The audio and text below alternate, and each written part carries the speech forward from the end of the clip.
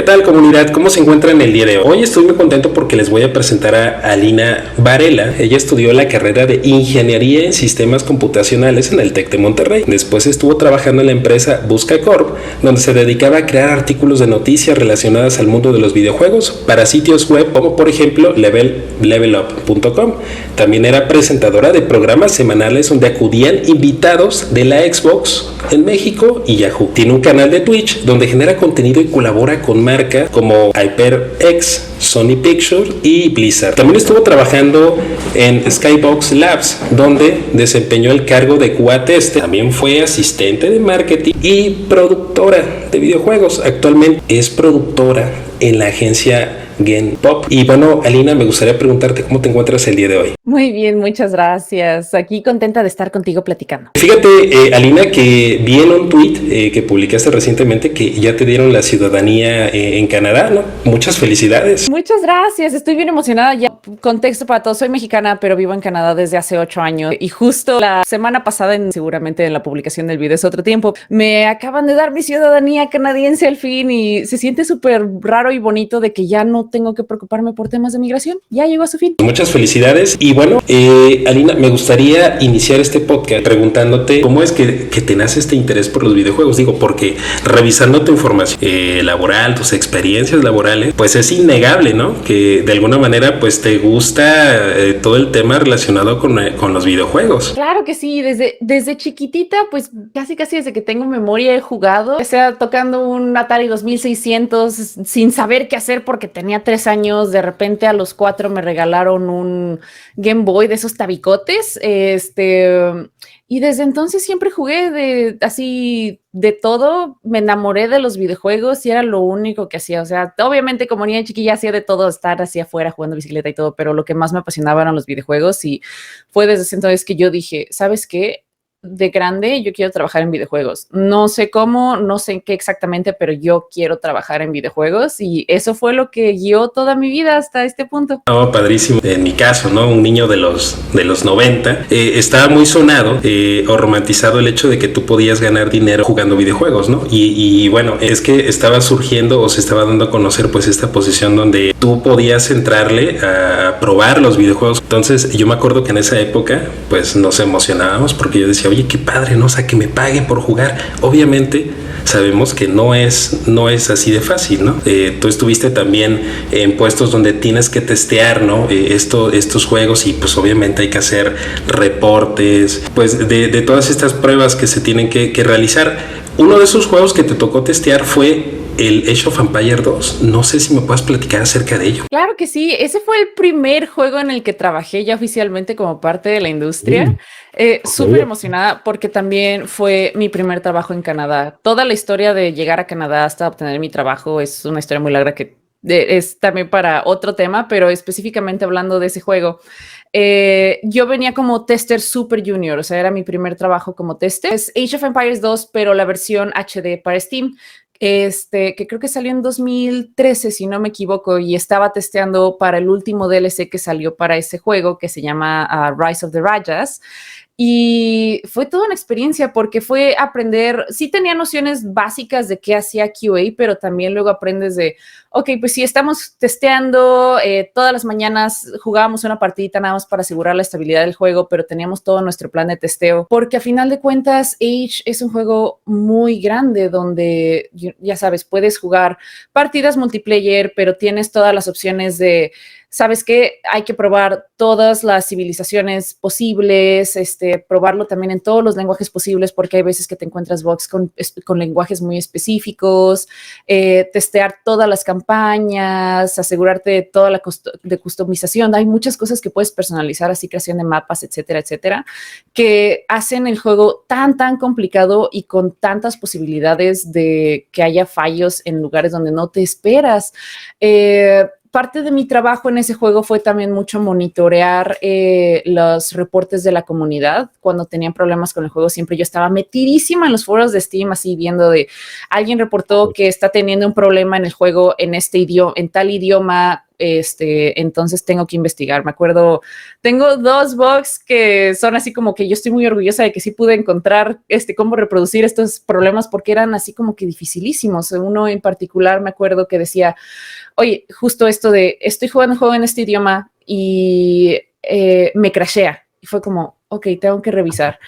Entonces, investigar qué estaba pasando, ¿no? Tratar de jugar una partida normal en ese idioma, tratar de crear todas las unidades posibles, de controlarlas a todas, porque a final de cuentas en una sola partida puedes tener un sinfín de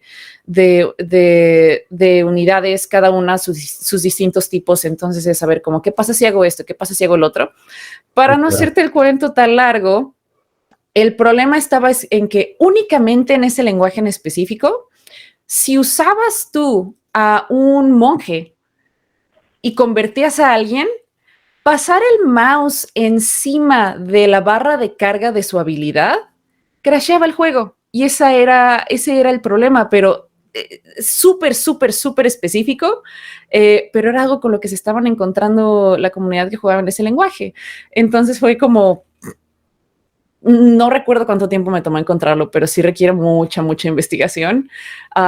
Y después otros temas que tienen que ver específicamente con que, lo que estoy notando es que los reportes vienen de gente que tiene este hardware en específico y de repente darte cuenta de, es que este hardware viene con este software y eso es lo que está causando que estos jugadores tengan este problema, ¿no? Entonces son cosas que son como mucha investigación y probar demasiadas cosas también. No, pues está súper interesante. Oye, y es un error demasiado específico, ¿no? Se me hace increíble cómo es posible que la complejidad de poder detectar eso, ¿no? O sea, una vez que tú conviertes a un personaje usando al monje en otro lenguaje, o sea, no, está súper complicado. Pero bueno, aquí la ventaja es que como tenías a la comunidad que de alguna manera iba reportando estos temas, pues ya por lo menos como que te iban dando esas pistas, ¿no?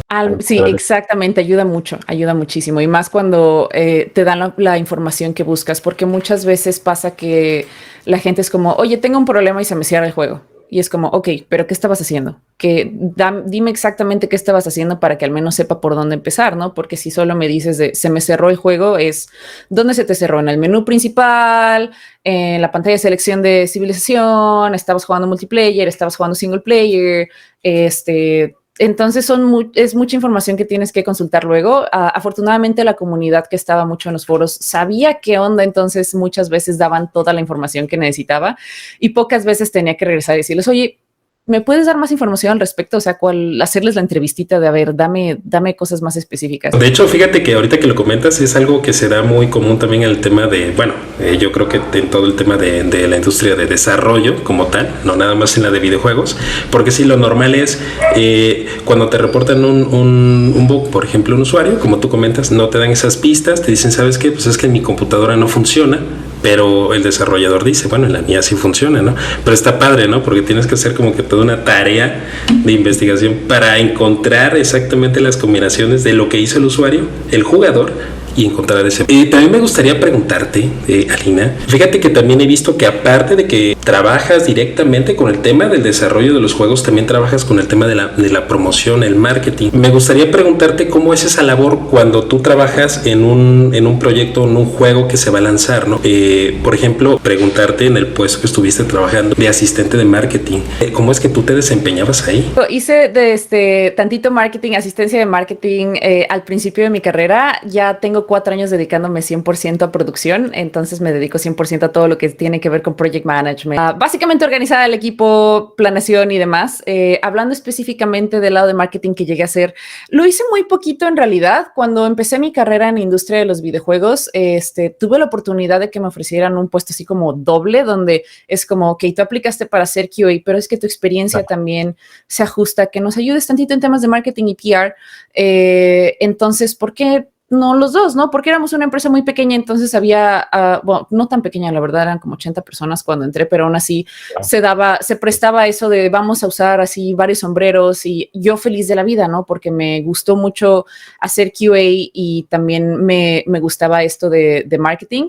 En cuanto a marketing, mi rol en Skybox no era tan específico con videojuegos en particular, sino más como darle exposición al estudio, hacer torneos para la comunidad de un juego que sí habíamos lanzado nosotros, porque la cosa con Skybox es que Skybox es un developer for hire, lo cual significa que contribuye con otros estudios para las necesidades que tengan sus juegos. Se especializan más que nada en ingeniería, pero también tienen muchas otras ramas. Hay diseñadores, básicamente todo lo que necesites, pero me tocó trabajar más que nada con ingenieros. Y en el lado de marketing, sí llegamos a lanzar un par de juegos nosotros. Tenemos un par de IPs nuestras, pero era más como proyectos muy esporádicos, y uno de ellos es un juego multiplayer que se llama Tasty Lethal Tactics. Es un juego estratégico y teníamos una comunidad que aunque pequeña era muy activa, entonces estábamos tratando de hacer todo este engagement de organizar torneos, mandarles premios, hacer encuestas, sacar feedback, etcétera, etcétera. Fue de las cosas que más ayudé allá. Y otras tareas de marketing tenían que ver más que nada con investigación, de vamos a hacer investigaciones de mercado para ver qué está pasando con tales géneros de juego, qué números están generando, cuáles son los juegos más importantes, pero era así como súper light. No me tocó meterme tanto en tema de marketing así súper clavado, sino era más como era asistiendo al ¿cómo se dice? Al manager de marketing, básicamente ayudándolo en las tareas que necesitara. Trabajaste de ejemplo de crear contenido, ser presentadora un tiempo y bueno, pues ahorita actualmente ya eres productora de videojuegos, y es justamente también donde me gustaría preguntarte, pues me gustaría que me platicaras un poquito acerca de eso. ¿Cómo fue para ti dirigir tu primer equipo? O sea, el coordinar a la gente, por ejemplo, de desarrollo, a los de arte, pues para cumplir las fechas de lanzamiento. Me gustaría que me platicaras un poquito acerca de eso. Fue algo que me encantó.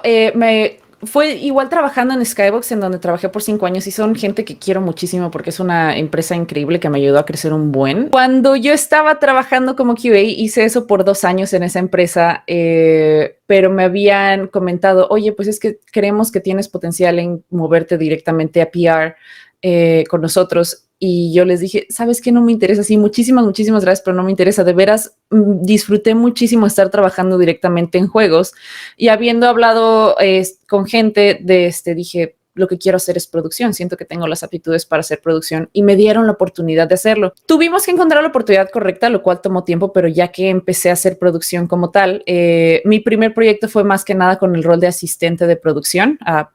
¿Sabes? Fue Super Junior porque era la primera vez que lo hacía, pero fue en este juego llamado Stella. Stella es un platformer cinemático, imagina así tipo Little Nightmares, Limbo, y ese fue un juego que desarrollamos enteramente in-house, o sea, es nuestra propiedad intelectual. Entonces me tocó trabajar con un equipo multidisciplinario donde, así como mencionas, tuvimos que coordinar todo desde diseño, concept art, animación. Me tocó a mí manejar también a outsourcers, los outsourcers que teníamos que nos ayudaron con el audio y el soundtrack del juego, localización. También me tocó hablar con dada la experiencia que tenía en marketing y PR, pues también me tocó coordinar un poquito con los outsourcers que teníamos de PR y ayudar pues a la planeación del juego, pero más que nada no tanto high level así largo plazo, sino en el rol de asistente de producción me tocaba más como asegurarme que todo estuviera on track para dados sprints. Como en desarrollo de software, también en videojuegos es común usar sprints, elementos de Agile. No 100% Agile, en realidad esos son pocos juegos los que lo pueden lograr, pero en lo que estábamos haciendo siempre tratamos de incorporar cosas de ahí. Entonces era más que nada seguimiento de las tareas así día a día, de que nadie estuviera bloqueado, estar dirigiendo los stand-ups, termina el sprint, vamos a planear el otro, vamos a asegurar que todos tengan sus tareas, que estén estimadas y que al día todo sigue en orden, mantener esa comunicación con los outsourcers. Tuvimos la oportunidad de lanzar el juego en Apple Arcade. Es algo que originalmente no habíamos planeado. El juego estaba planeado principalmente para PC y Xbox, bueno, consolas, lo cual te da más espacio de memoria, o sea, tienes más memoria con la cual jugar. Pero cuando nos enteramos y tuvimos esta oportunidad de sacar el juego en Apple Arcade, eso significaba que teníamos que hacer recortes muy importantes en el juego para que pudiera correr en dispositivos móviles y tan pequeños como un iPhone 8 como un Apple TV. no el 4K, sino un Apple TV normal. Y eso te deja con nada más 1 GB de RAM. Y eso significa ya habiendo hecho progreso en el juego, significa que tenemos que comprimir todo y eso necesita más trabajo. Entonces tuvimos que hacer muchos ajustes en el plan que ya teníamos para sacar el juego, para también poder incorporar ese trabajo de optimización y adaptación del juego de consola y PC a móviles, porque móviles no es nada más tienes menos memoria, sino ahora tienes que considerar cómo traducimos los controles del juego a que sean controles táctiles, cómo lidiamos con el sistema de guardados de juego, etcétera. Entonces son como 1000 problemas más que te añade a un plan que ya estaba en camino. Y tuvimos que hacer todo ese proceso de planear, expandir el equipo y ajustar todo nuestro plan para poder lograr la meta, que afortunadamente sí lo pudimos hacer, sí salió muy bien, pero fue un reto muy interesante. En realidad ese proyecto fue muy movido y creo que fue como que una excelente forma para mí de empezar a aprender todo esto de videojuegos, porque a pesar de ser un juego pequeño, tuvo todo, o sea, me pude empapar de muchos temas, incluyendo publicarlo en Switch. Yo me encargué ya después del lanzamiento original del juego, se lanzó primero en Xbox One y Apple Arcade, creo que fue en 2019, si no me equivoco, a finales de 2019, y ya después teníamos el plan de portearlo a PC y Nintendo Switch. Y la cosa con Nintendo Switch era, iba a ser el primer juego publicado por el estudio en Nintendo Switch. Tuve que aprender todo el proceso de, ok, ¿cómo le hago para que agarremos la build del juego, ponerla, configurarla para el lanzamiento y demás? Eso es algo que yo hice y me tocó aprender. Entonces me empapé de todo, o sea, release management, outsourcing management, producción, localización, todo. Fue una experiencia muy completa para haber sido mi primera en la industria. Y por ejemplo, ahorita lo que tú mencionas de que la adaptación de un juego, por ejemplo, si le vas a pasar de un juego de consola y lo vas a mover a un teléfono, bueno, cualquiera pensaría, ¿no? Por los términos de que, bueno, hay que recortar partes del juego y optimizarlo para el móvil, pues en teoría uno piensa que es poco trabajo, bueno, por lo menos así lo veo, pero realmente no. O sea, inclusive tuvieron que contratar más gente, integrar más personal en el equipo para poder hacer esa adaptación. O sea, está padrísimo eso. O sea, y tenebroso el hecho de que no vayas a cumplir con las fechas de entrega, ¿no? De lanzamiento en este caso. Que parece como de, sí, nada más le das salvar en una talla más chiquita y no, es como tienes que hacerte muchas preguntas en ese proceso, porque partes de las preguntas iniciales es ¿qué nos conviene hacer? O sea, tienes que venir con soluciones, posibilidades. Una de las posibilidades era ¿hacemos todo dentro del mismo proyecto que tenemos o deberíamos crear un proyecto diferente donde ese es el proyecto que vamos a hacer, el que sea de menor tamaño, o sea, hacer toda la optimización ahí, construirlo ahí? Pero luego tienes que tomar la consideración de, ok, si hiciéramos eso significa que tenemos que hacer todo el trabajo doble, porque todos los niveles que tengamos que añadir al juego los tenemos que añadir al proyecto original para PC y consolas, y luego hacer lo mismo y adaptarlo para se le llama SKU, la unidad de móvil. Pero entonces, como eso creaba más trabajo, es como, ok, bueno, pues vamos a tratar de hacer todo dentro del mismo proyecto, procurando que se mantenga la calidad. Y esa fue la solución con la que decidimos seguir. Ok, no, padrísimo. Y bueno, por lo que también escucho, obviamente pues tuviste, digamos que este proyecto estuvo soportado por un buen equipo de trabajo, y eso me viene la siguiente pregunta. ¿Qué es lo que tú consideras que debería tener un equipo de trabajo para que un estudio pueda lanzar o cumplir con su fecha de lanzamiento de un juego, a tu consideración? Muchas cosas, pero las primeras que se me vienen en mente es un plan realista. Lo que pasa muchas veces es que el desarrollo de juegos es algo complicado. O sea, si bien no es nada más una pieza de software, sino que también involucra arte, aspectos, y cuando pensamos arte pensamos como dibujitos, cosas por el estilo, pero en realidad el lado artístico también puede ser muy técnico, porque tienes cosas como el 3D modeling, arte técnico, llamado technical art, todo lo de animación, que tienes que hacer rigging. Hay muchos aspectos técnicos al lado visual del juego también que se tienen que considerar. Y como son tantas partes, tienes cientos de partes moviéndose al mismo tiempo. Y a veces te encuentras con problemas que simplemente no puedes predecir. Entonces, ¿qué se hace al respecto cuando tienes tantas cosas que no sabes al momento de crear un plan? Es tener, ¿cómo se le dice? Pues un colchoncito, considerar colchoncitos de tiempo para cosas inesperadas, porque como eres ingeniero, trabajas con software, entonces ya sabes cómo luego viene esa planeación de tenemos que estimar todas estas tareas para el trabajo que vamos a hacer. Pero cuando te dan un estimado, es eso, un estimado, no lo puedes poner en piedra de decir, ok, esto es exactamente lo que, si me dice 5 días, entonces exactamente va a durar 5 días. ¿Qué pasa si alguien se enferma? ¿Qué pasa si alguien necesita vacaciones? ¿Qué pasa si alguien se encuentra con problemas inesperados? Entonces, en el rol de producción viene mucho ese tema de poder crear planes de contingencia para eso. Y lo más básico para hacer es cuando te dan estimados de, ok, vamos a dividir, por ejemplo, un juego de 3 niveles, ¿no? Nivel 1, considerando todo, nos va a tomar un mes, nivel 2, otro mes, nivel 3, otro mes. Y esos son los estimados que me dan los leads de cada área y los vamos condensando, ¿no? Porque a fuerza tienes que estar haciendo las preguntas a los profesionales que están más familiarizados con ese trabajo para que te den esos estimados. Una vez que ya tienes esos estimados, lo que tienes que hacer tú como productor, hay así como reglas que no son infalibles, pero aún así como, ok, si me dijiste 10 días, le voy a añadir un 10% para cualquier cosa de si se enferma alguien, ¿no? Entonces ahí va un día extra. Y luego vamos a añadirle un 30% más por cosas que sean inesperadas. Entonces, pues ahí tienes 3 días más. Te dieron un estimado de 10 días, pero en realidad el tiempo que estás planeando son 14 ahora, ¿no? Entonces es mucho de eso de dar ese colchoncito para poder considerar todo eso, porque si no la gente va a estar trabajando a capacidad de 100%, cuando en realidad deberían estar al 80% o menos. Si alguien está trabajando en una capacidad de 80%, es como lo máximo y como para tener cuidado, ¿no? Regresando a esto de considerar si te enfermas, vacaciones, cosas inesperadas, se trata más que nada de eso. Ese es nada más del lado de planeación, ¿no? Ahora falta la parte de ejecución.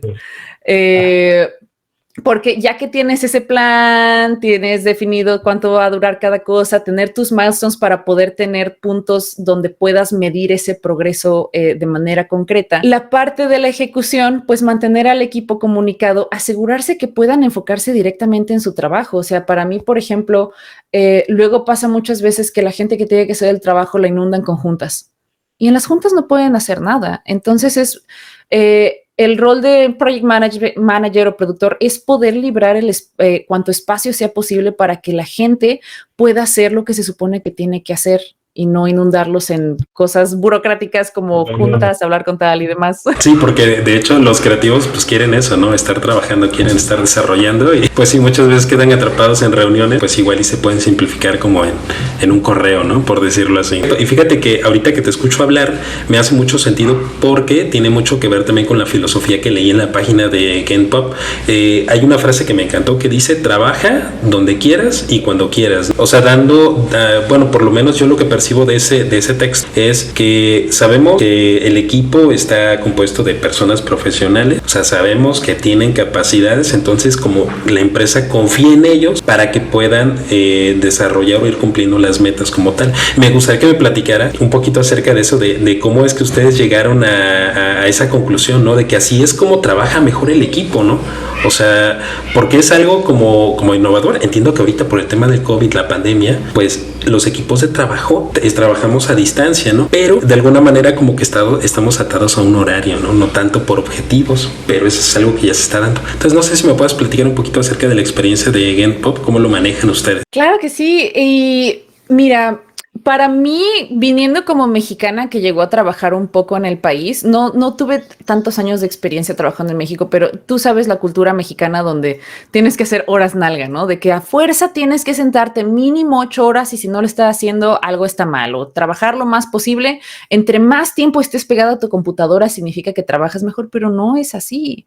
No se trata de cuánto tiempo estás trabajando, sino de las metas que estás logrando. Si estás diciendo en una semana tengo que lograr X cosa y lo logras trabajando 5 horas al día, perfecto. Eso es todo lo que tienes que hacer, es cumplir con lo que dices que vas a hacer, ¿no? Entonces, la filosofía que yo aprendí trabajando aquí en Canadá, tanto en Skybox como en Genpop, es que tener esta suposición de que todos quieren hacer un buen trabajo, o sea, tener esa confianza de que tú con quien estés trabajando, saber que ellos quieren hacer algo padre, o sea, de que no quieren ser incompetentes, quieren crecer, quieren hacer un buen trabajo y ya teniendo establecida esa confianza, simplemente apoyarlos para que lo hagan. Y obviamente no significa dejar que todo el mundo haga lo que quieran, sino obviamente sí estar monitoreando, pero se viene condensando precisamente esa confianza donde trabajas bajo la suposición de que todos quieren hacer un buen trabajo. Muchas veces pasa, al menos hablando con gente que tiene experiencia trabajando en México, es que pasa lo opuesto, donde los managers piensan que su rol es no tener confianza con sus empleados y estar cuestionando cada vez que no entregan algo, cada vez que algo viene tarde, cuestionando si sus estimados son de verdad. Es como, no, esto suena que es mucho, porque de seguro me estás mintiendo, ¿no? Entonces, si no hay esa confianza, no puedes hacer buenos planes, no puedes trabajar en equipo, tiene que haber a fuerza esa confianza donde todos nos estamos levantando y apoyando.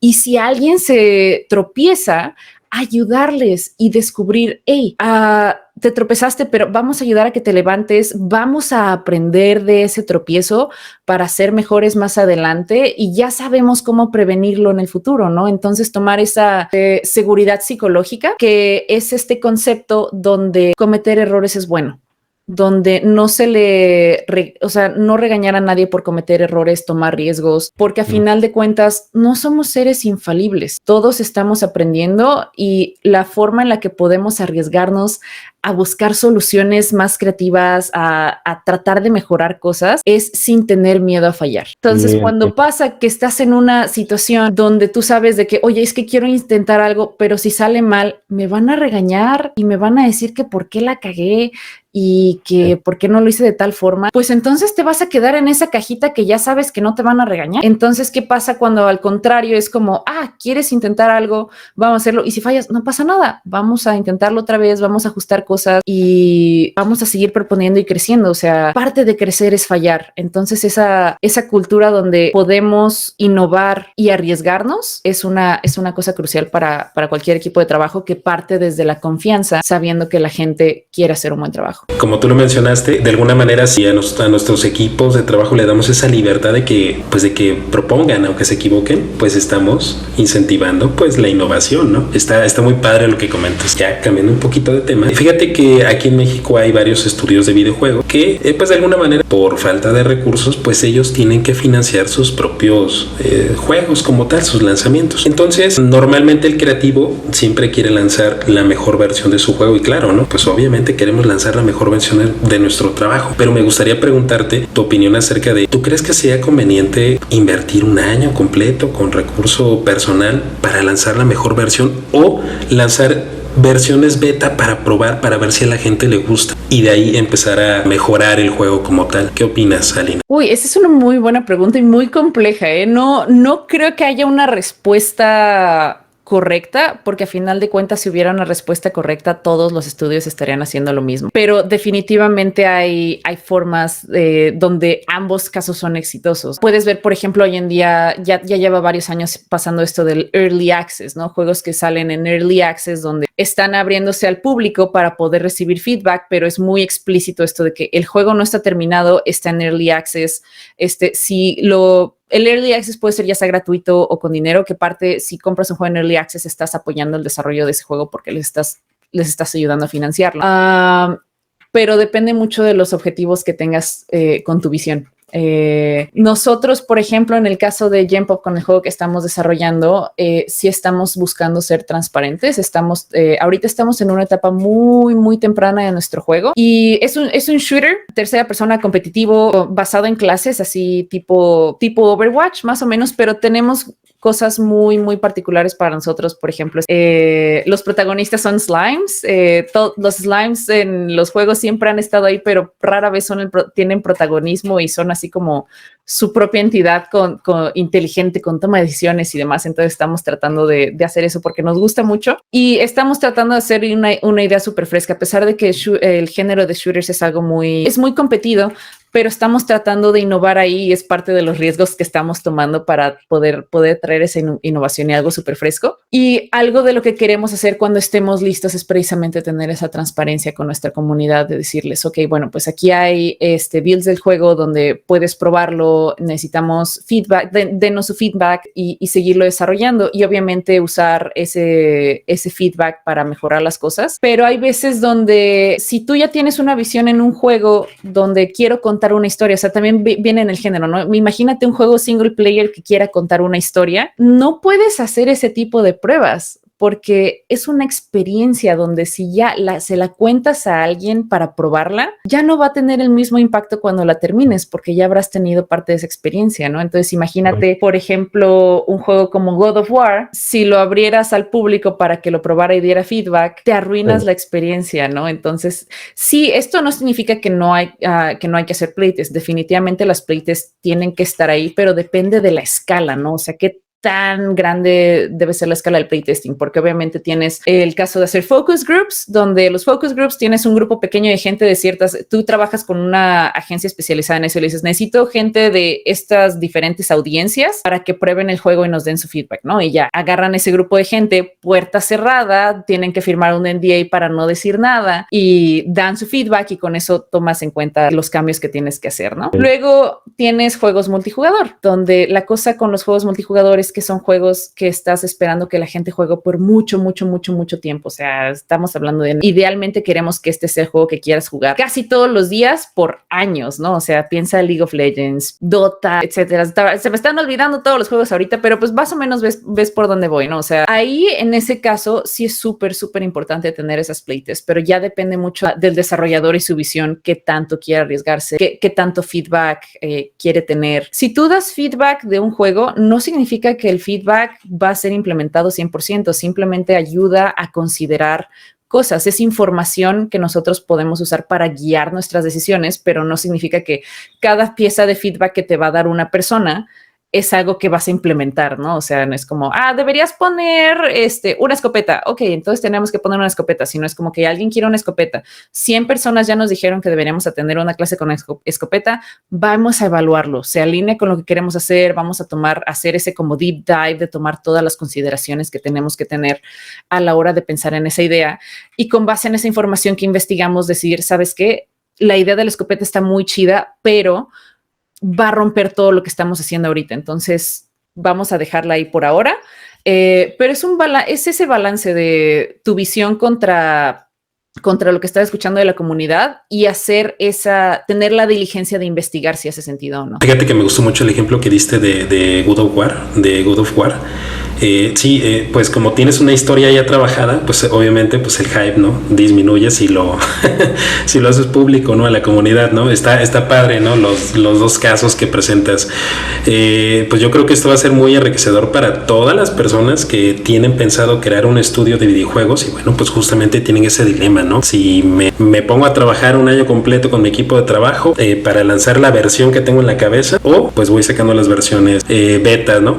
Pues dependerá, ¿no? Entonces de la situación y los objetivos que tengan como equipo. Y bueno, Alina, ya nada más para finalizar, pues me gustaría preguntarte, para todas las personas que quieren desarrollar juegos, ¿qué les recomendarías a todas esas personas que quieren lanzar un videojuego pero no tienen un equipo de trabajo, de desarrollo, y en este momento pues están buscando esas personas para crear estos equipos? ¿Qué les podrías aconsejar a estas personas que están en una etapa tan temprana? Personalmente no tengo la experiencia de crear yo un estudio, porque a final de cuentas crear un estudio, manejar gente, contratar gente es su propio trabajo. Si tú estás pensando en crear un estudio, hay muchas consideraciones que no nada más se centran en hacer un juego, sino también cómo puedes mantener a la gente que contratas en una vida estable, ¿no? Porque a final de cuentas tienes que darles salario, tienes que darles prestaciones, es toda esta área de operaciones donde tienes que tomar en cuenta que estás contratando personas que necesitan vivir y para vivir necesitan dinero. Entonces no es nada más como, ok, necesito construir un equipo de personas y ya, sino que te conviertes en ese como persona de operaciones donde también tu prioridad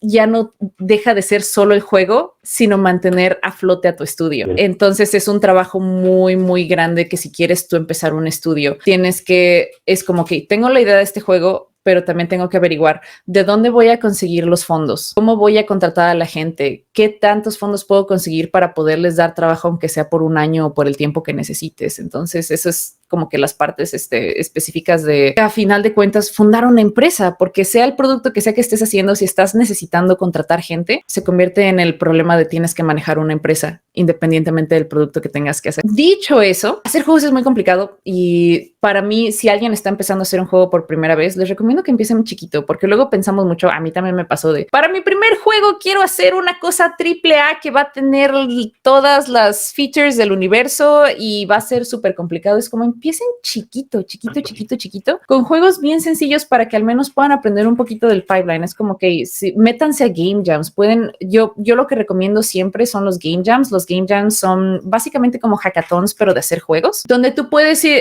te encuentras con gente si quieres, puedes decir, oiga, necesito un animador, un artista y un programador para hacer este jueguito que nos va a tomar un fin de semana. Y con esos proyectitos empezar a agarrar esa experiencia de cómo hacer juegos, ¿no? Y es un tema complicado, la verdad, porque para mí yo estoy en la posición en donde vivo en Canadá y hay muchísimos estudios. Entonces es como, si quieres agarrar experiencia, buscas trabajo, tratas de buscar puestos junior, entras, aprendes y eso lo aplicas a lo que quieras hacer en el futuro. No tenemos esa oportunidad en México todavía. Sí hay estudios, cada vez hay más estudios.